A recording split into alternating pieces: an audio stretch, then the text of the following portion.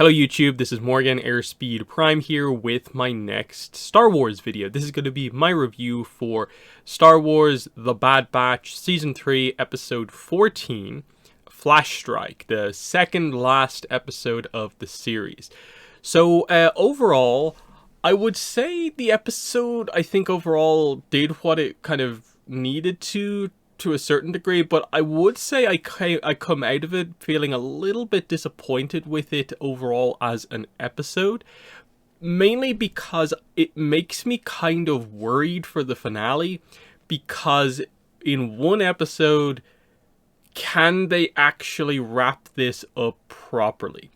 Immediately my assumption has to be that the finale is going to be at least feature-length episode, and by that I kind of mean like surely it has to be at least like 30 minutes, but realistically I think it needs to be maybe double length, so I think we need about 44 minutes, and arguably you could say we maybe need an hour.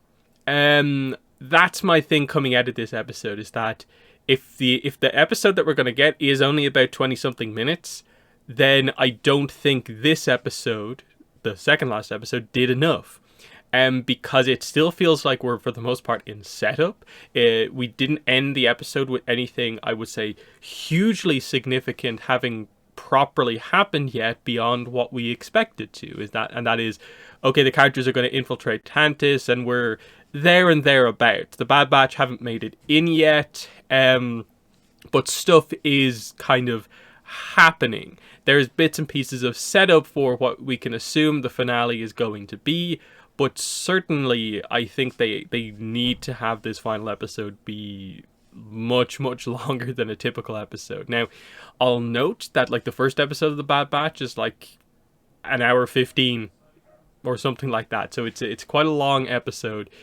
It kind of could do with the finale being something similar, and I hope that's the case, because one notable thing about the episode count is that the other seasons are all, I think, 16 episodes, but this season is only 15. So I really hope that they've kind of baked in like the length of that kind of extra episode that's kind of missing into this final episode, that it's at least a kind of 2-in-1 thing, and then it feels like, okay, we can actually do something. Because if you think about just the kind of basics of what needs to be done, it's going to be challenging just to have a basic, the Bad Batch make it inside the facility, Omega does what she needs to do, and we make it out and have some sort of an ending. Like, it's going to be tough to do just the absolute basics, but then add on to that we're expecting Emery to have a bit of a moment. We're expecting a Zillo Beast kind of action sequence. We're probably expecting Rampart to do something. We're going to have a Hemlock do something as well. The other Doctor, it feels like they've introduced for kind of Emery to have a little bit of a arc dynamic going on with. We maybe expect kind of Palpatine to maybe have something going on here somewhere, and then the episode is called The Cavalry Has Arrived, so we're expecting other clones to be a part of this, because that's a plot point that feels like it hasn't been brought up in a while. Do the assassin clones mean anything? And it begs the question of like, is this where a lot of that stuff is going to be resolved? Or are we getting a separate show that will maybe change the focus away from the Bad Batch and be more on like, this is Rex, Wolf, Gregor, that team, as just a way to continue this, but the Bad Batch story is over? Because that's kind of what we did. The Bad Batch is sort of the continuation of the Clone Wars, just with focus on them. I think there would be a demand for some sort of continuation if this finale is not going to be long enough to actually do what needs to be done. That's certainly something I'm thinking about as we go forward, because obviously it's interesting that the episode's going to air days before May the 4th, and that'd be the expectation for some big Star Wars announcements, and you know we're interested to see how that all kind of pans out, comes together. But let's get into the episode, I suppose.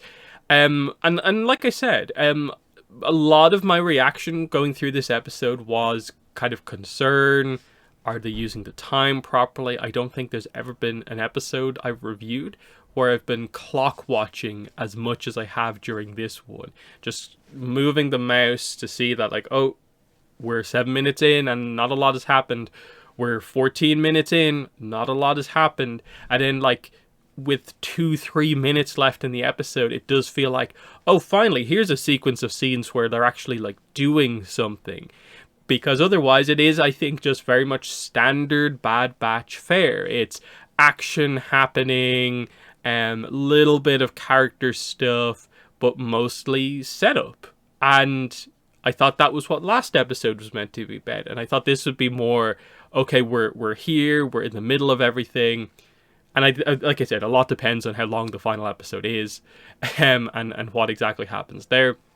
This could end up being an important setup episode if there's lots of time left in the final episode, but we don't know. Otherwise, there was some of the action was good. Like, I loved seeing the voice acting performance from Rampart's actor with just the crazy screams as him, not wearing any armor, has to do the same thing that the Bad Batch do and kind of like rappel out of the ship as it's crashing. That was pretty good.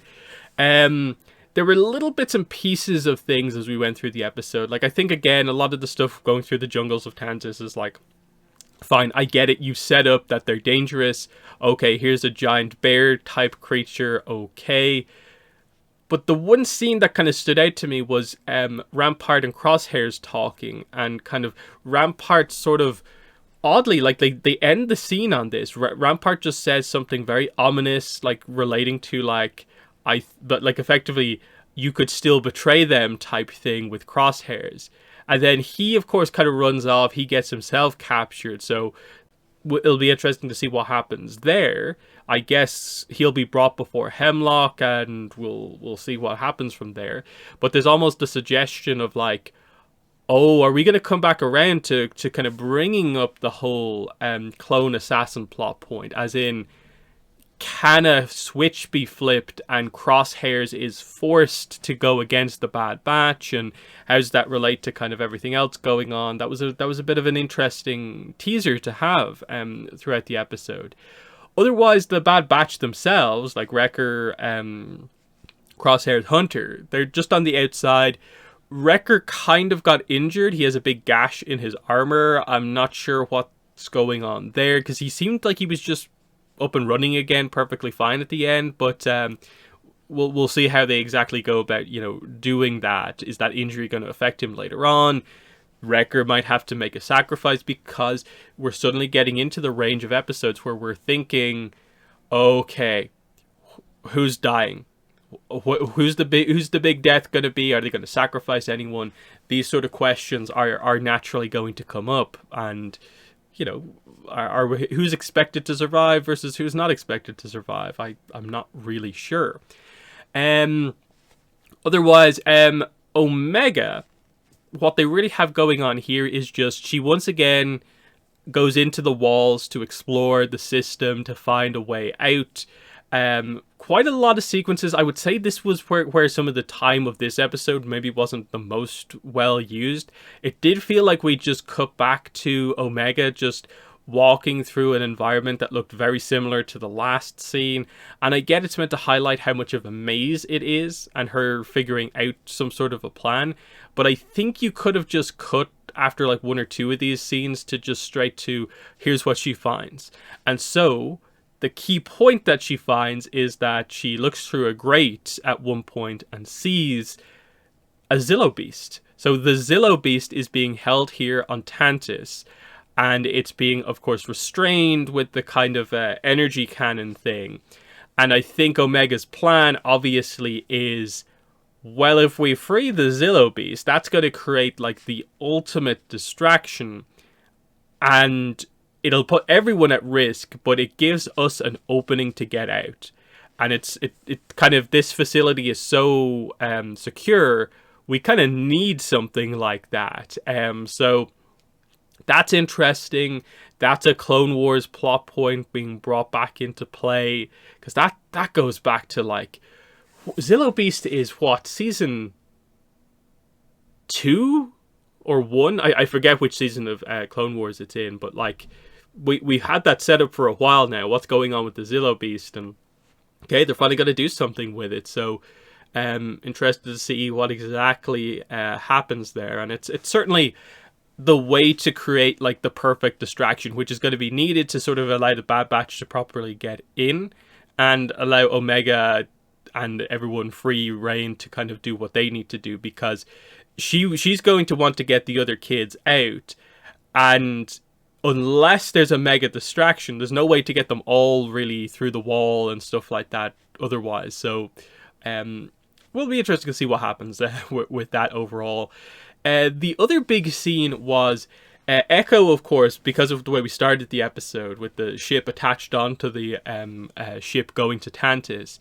Echo is in the Empire ship, and then everyone else is in the other one. So he just gets onto the base, and he's kind of like ahead of everyone. He manages to infiltrate his way in, disguised as a stormtrooper, but of course he has the kind of fake hand going on, and he has to do some stealth work.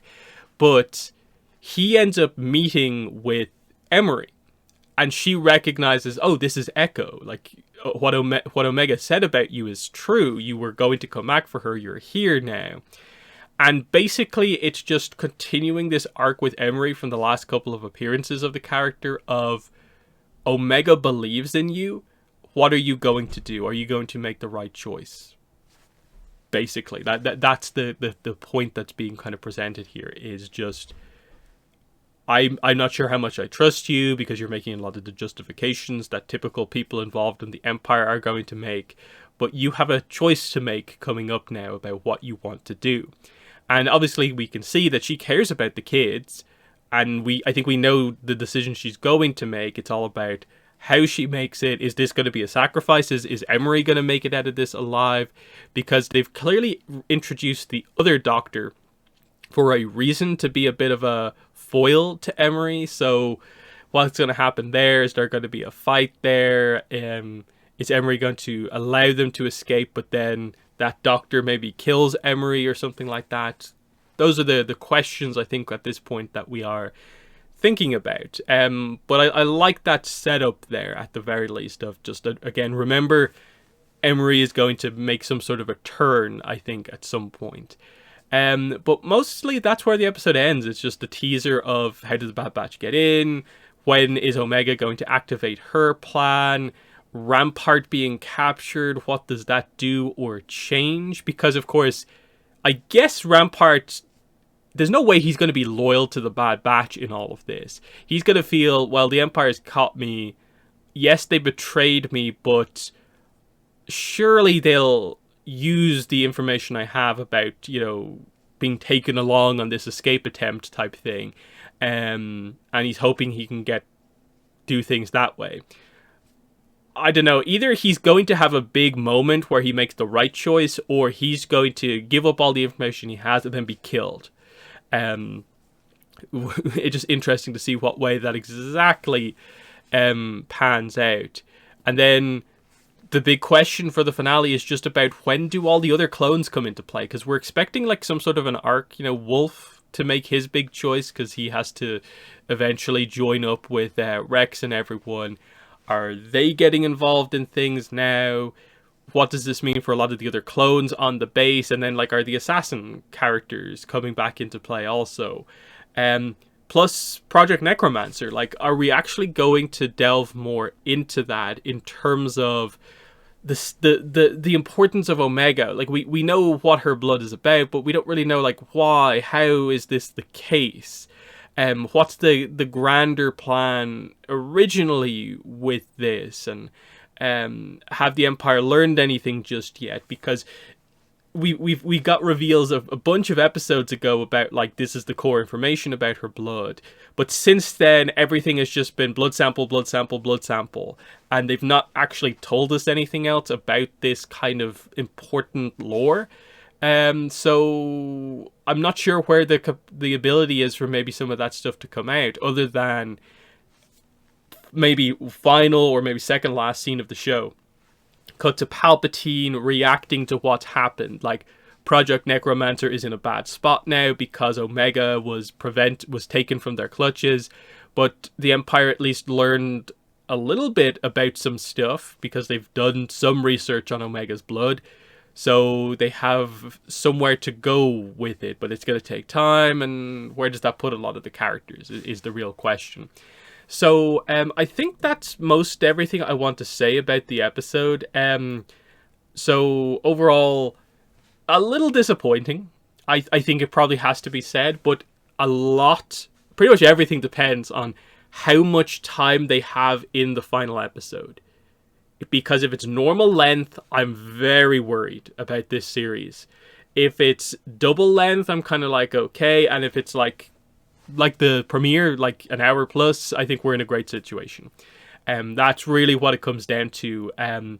Sure, a perfectly written, like 24-minute episode could deliver everything that we need, but you rarely get those episodes where everything comes together so perfectly, especially when we still have quite a bit of action, I think, to get through in terms of the Bad Batch getting in, Zillo Beast's escape probably. We need time for there to be like an epilogue, some of the answers to questions that we've been waiting for to happen, character moments between the Bad Batch and Omega, clones, and other characters to get involved in. I just don't think a single episode length is anywhere near enough time to do what we need to do.